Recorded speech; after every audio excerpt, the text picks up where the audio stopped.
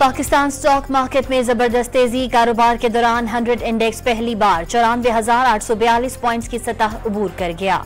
गैर मुल्की bank accounts छुपाने और लूटी रकम रिकवरी केस, आईनी बेंच ने FIA और FBR से रिपोर्ट तलब कर ली। District and session court Islamabad ने सदर आसिफ अली जरदारी के खिलाफ कत्ल की साजिश करने के केस में शेख रशीद को बरी कर दिया।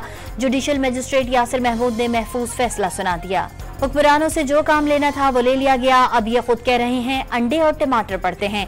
दोनों पार्टियां नफरत का निशान बन गईं। शेख रशीद की गुफ्तगू।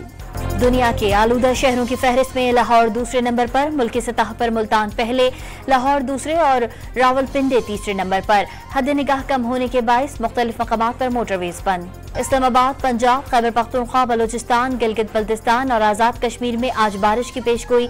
पहाड़ों पर बर्फबारी का इम्कान। मुल्क के दीगर इलाकों में मौसम खुश्क रहेगा। FIA NCB इंटरपोल की बड़ी कार्रवाई। कत्ल के मुकदमे में मतलूब 2 इश्तिहारी मुल्जिमान UAE से गिरफ्तार, पंजाब पुलिस के हवाले कर दिया गया। डोनाल्ड ट्रंप ने रॉबर्ट F. कैनेडी जूनियर को अमरीका का वजीर सेहत नामजद कर दिया।